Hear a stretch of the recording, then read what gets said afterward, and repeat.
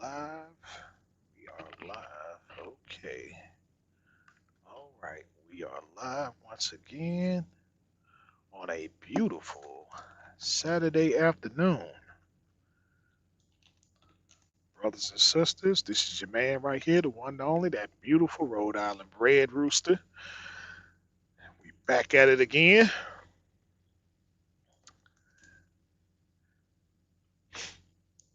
We are back at it again. Um, as y'all come in here and stuff again, just give me a sound check. Let me know everything is okay. Give y'all a few minutes to get up in here and we'll break on into it.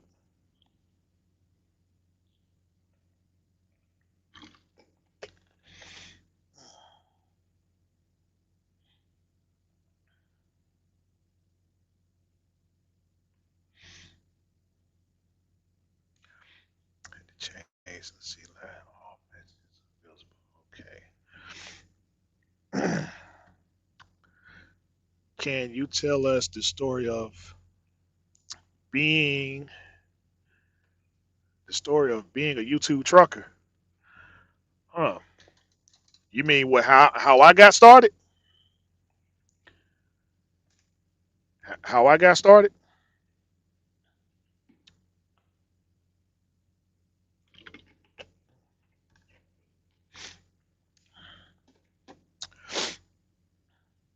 Okay, yeah, I can definitely do that. Hey, you in California right now? Or because I see you posting stuff, I'm like, let's see, the beginning of when YouTube truck. Oh, okay, the beginning of how it all got started. Okay. Yeah, yeah, I can tell you that. I can give you the whole breakdown, how I got started, the individuals and all that stuff there, and then how we got to this crossroad. Okay, yeah, I'll do that. I'll definitely do that. You heading to Florida? Okay. Well, man, listen, be careful, guys. Yeah, I ain't know. I seen you post up in I believe it was California a few times and stuff. But no, New Mexico. Oh, I could be wrong. I could be wrong. Okay. Let's see. First things first. Let me explain the whole process of guys and stuff that are talking about which loads and stuff are exempt and so on and so forth. Right here, I have this letter, which we will go over so that we can have an understanding about what it is to have an exempt load. Okay, if you have this letter right here, when the if you get pulled over by the DOT or whatever and stuff, right? This is why it's on the front of the bill laden. So if you have this load, if you want to know what loads and stuff are essential to, or exempt from the FMCSA and stuff as far as the hours of service or whatever, if they give you this letter here, then you're good to go. All right. So it reads as following: critical infrastructure employee authorization letter to whom it may concern, which is probably like, the DOT, or you get pulled in a scale house or something like that and everything. The individual in possession of this letter is engaged in service essential to the continued function of multiple critical infrastructure industries, including the production and or transportation of food and beverages, and must travel to and from work and engage in such activities regardless of the time of day as an employee in a sector that has been deemed by the U.S. government as critical to the infrastructure of the United States during the COVID-19 pandemic. To facilitate the transportation of essential supplies, equipment, and persons, providing direct assistance in support of emergency relief efforts related to the COVID-19 pandemic. The Department of Homeland Security has designated the transportation system and industry and food and agricultural industry as critical infrastructure segments. Pursuant to emergency readiness programs implemented the USA Patriots Act of 2001. The president has instructed employees of these critical infrastructure segments to continue to perform their normal job functions during the COVID-19 pandemic. Additionally, the Federal Motor Carrier Safety Administration, the FMCSA, has issued emergency declaration temporarily suspending current federal safety regulations, including hours of service rules for motor carriers providing vital supplies and services in response to the COVID pandemic. It, it is therefore the policy of the United States government that these industries continue to function with minimum disruption in the event of emergency. Accordingly, the individual in possession of this letter is exempt from state and local restrictions such as curfews, time off, or rest requirements, shelter in place orders, and other mobility restrictions when reporting. When reporting to, returning from, or performing his or her work functions, and the critical materials conveyed in the shipment for employees in the transportation sector should be permitted to proceed. We ask, therefore, that you allow this individual to continue with his or her job in the interest of protecting public health and security and in accordance with the federal law and policy. Okay, should you have any questions concerning this letter, please contact um, John. I don't even know it's Bodrick. Okay, so anyway, that's what your letter's gonna look like and stuff. And they usually give it to you.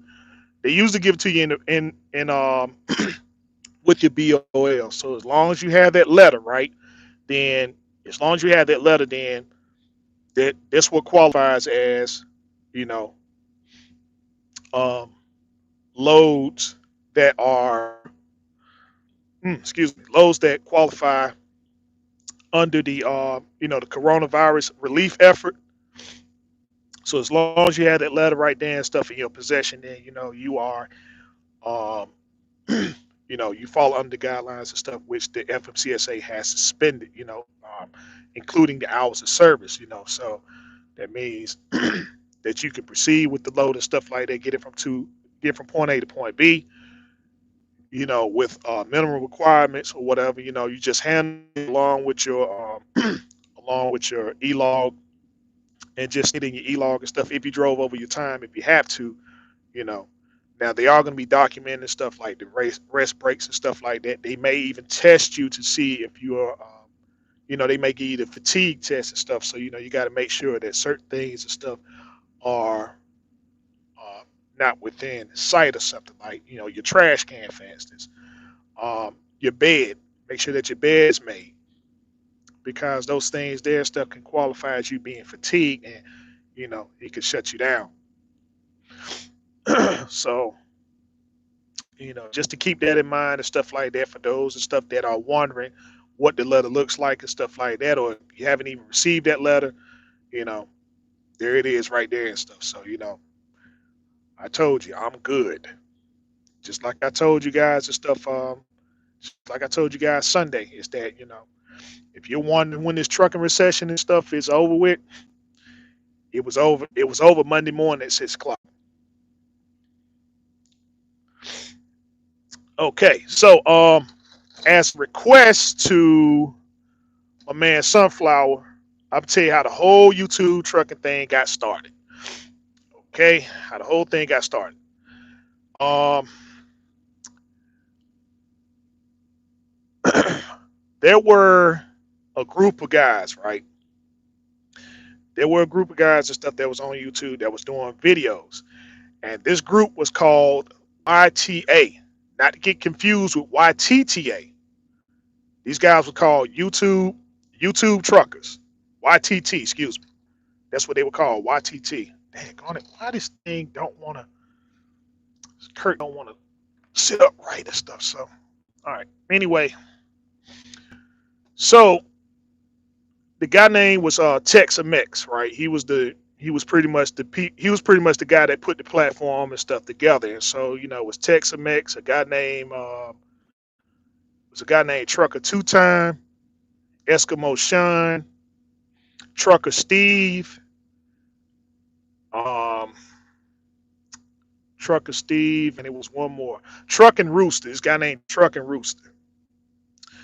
Okay, they were pretty much the big front runners and stuff of this group, YouTube truckers. And so what they was doing, they were just pretty much, just putting videos and stuff up, about some of the things and stuff that went on with truck. It really was no science and stuff being brought together. But anyway, when they was putting this platform together, people started, they started gravitating to it. They started gravitating to it for the most part. And so, it was just a thing and stuff. Anybody that had a camera, this was way before go 2007, around 2007, you know, is when they really started taking off and stuff like that. So again, this was before GoPro and stuff like that. It was just, you go for ride alongs and stuff like that. People who had chromed out trucks or whatever, they were doing their thing there. But anyway, Tex-Mex had Tex-Mex had a very, very good understanding about photography and stuff like that. So his videos were top notch and stuff, man. I mean, like Hollywood. They was up there around Hollywood and stuff. And so, um, people that started doing, they was doing the videos and stuff like that. And so, guys that started becoming real popular, especially Trucker Steve. If any of you guys can remember him and stuff, but yeah, Trucker Steve he was he was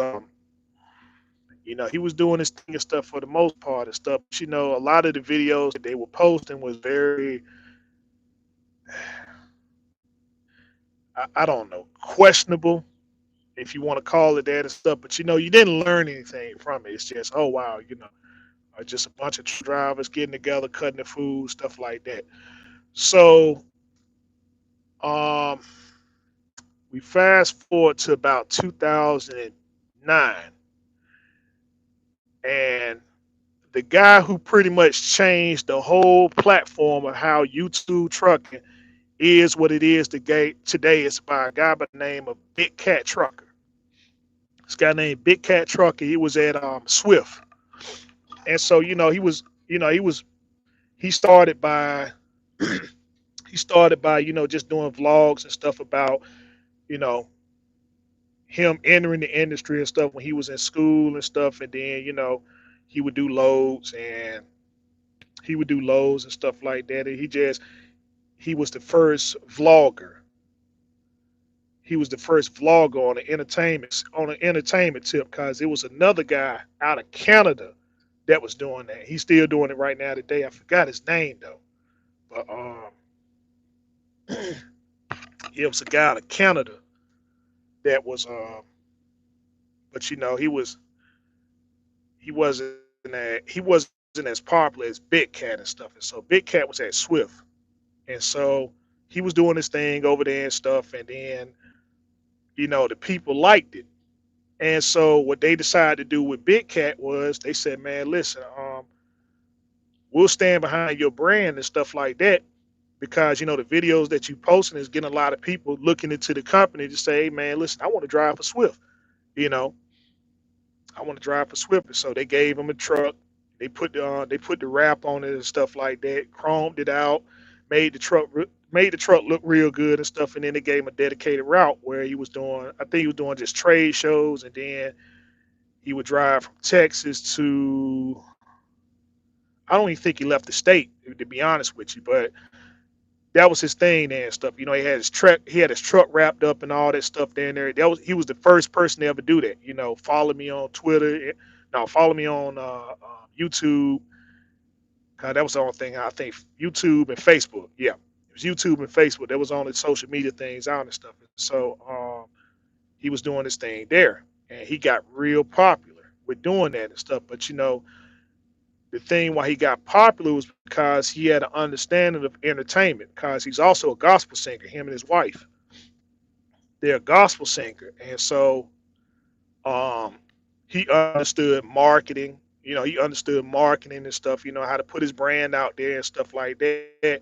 And so he just took off. And so Big Cat Trucker was the face of social media when it came to trucking. It was him and stuff. He just became real popular. So everybody just started latching on to him. Ghost Rider, Ghost Rider. They started. If you wanted your platform and stuff to grow, that's who you latched on with. You latched on with Big Cat Truck and stuff. And so he was doing his thing and stuff like that. And then um, he stopped. He had stopped stuff. And so the thing was about money.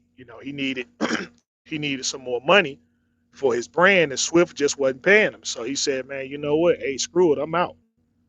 So he gave the truck back and stuff, and he gave the truck back. He was still doing his thing under different shades of brown.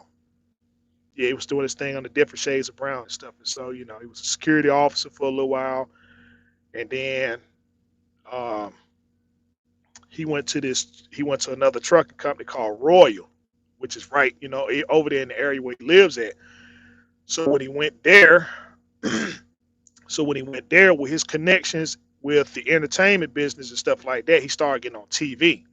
And so they tried it one time with, you had Ice Road Truckers, but then you had another show where it was three drivers up there. It was a woman and two other guys that was up there and stuff. So they did that thing on the Weather Channel. It didn't take off and stuff. It wasn't as popular. It wasn't as well known and stuff like that. So then Big Cat, he came back and he did his thing. He came back big. So um, everybody was reaching out to him and stuff like that and wanted to do collaborations and stuff. And so um, he decided to get off the whole YouTube platform. He said, "I'm not doing YouTube no more. I'm switching my stuff over to Facebook." And that's when everybody lost it, man. They're like, "Oh man, Facebook, man, no, man, I can't go to Facebook. I can't go to Facebook and follow them over there. Like, man, that's messed up or whatever." So by then, people had got an understanding of how to put themselves on YouTube. So the next person that came up that had about as much popularity and stuff on the entertainment side was a guy named Sinister. Mr. Sinister the trucker. He started doing his thing over there. He was posting up his journey, when he went to school and stuff, and then when he went to Warner, he did his thing and stuff. And everybody started coming up. Little guy trucker. Um, let's see, little guy, Ike Stevens. Um, who else?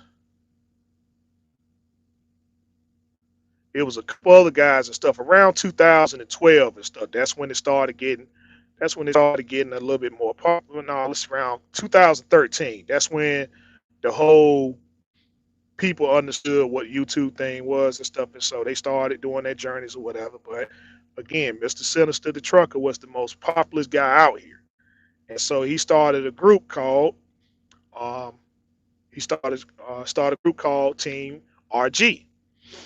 And so it consists of him, um, Miss Diva Trucker 43. She came in and stuff, and so they partnered up, and Mr. Sinister, he was doing his thing, and then Miss Diva Trucker 43 put more of a focus on women, put more of the focus in the women in the industry and stuff, and so they had Trucker Divas, I think it was a couple other groups and stuff that was out there and stuff that was, giving more focus to the women that was in the industry and stuff. And so, again, she was the most popular and stuff at the time then. And so, uh, the problems that people had with Team RG was the fact that they were a lot of people that were coming out of school. They were coming out of school. They had very little insight about the industry and stuff like that. And so, the front people were, again, Mr. Sinister and Miss Trucker Diva 43 and stuff, which didn't have a lot of time in the industry. So when they put certain things out there, that's what they were attacked about, the knowledge of what they had in the industry. So a lot of the older people wanted to talk to them and stuff. And so it's a difference when you talk with somebody and versus when you talk at somebody. And so when you got a platform as big as a Team RG and stuff, you can't go in there talking at them, you know, which what a lot of guys and stuff was doing. They was talking at them and stuff. So um, that of course led to many beefs and stuff like that. The whole truck of beef got started with their platform and stuff. Well, some of the biggest trucker beefs and stuff. Cause again, there were some smaller ones and stuff. Like this guy named Gunny, this guy named Gunny, and Trucker Steve and stuff. Again, that was back in 2008. Gunny was talking about just things down and stuff like that, and Trucker Steve had under he had another idea on how to do things and stuff, and because of that, it caused a big rift and stuff. Then where that was the big. In fact, I think that was the biggest and the first trucker beef was between those guys there, Trucker Steve and Gunny, and so. Um, Later on and stuff, it was Team RG versus the world. These guys, man, they just, I mean, for a group of people that they didn't use profanity and stuff like big group, you couldn't use profanity. You couldn't use any kind of, you couldn't have no kind of obscene postings, uh, none of that stuff. In fact, what they if you was gonna post anything and stuff, you had to run through them first, which was cool because understood. I see anytime you join a group, organization, or a set, you got to make sure that the things that you post and stuff like that are in check because, see, when you post it, that's it. They ain't going after you, the individual. They going after the whole group, you know. So a lot of people and stuff wasn't feeling that. Then they posted up where they had to end some of their affiliations and stuff. And so one in particular was Ike Stevens. Ike Stevens, he was caught even associating with Stevens that they were kicking you out of the group.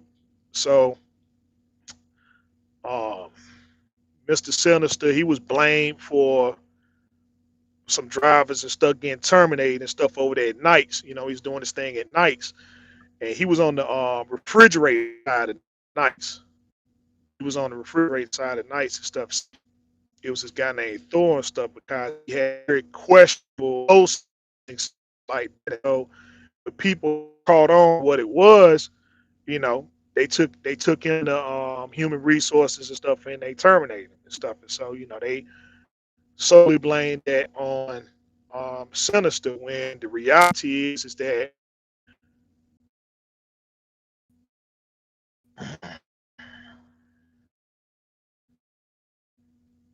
people don't stand stuff that you post up and find out that they're knowable about it like that, it's careful. So, a lot of times people do a lot of double so they got that term low time they came up some and stuff, but them were the ones that used to pop up in my tread,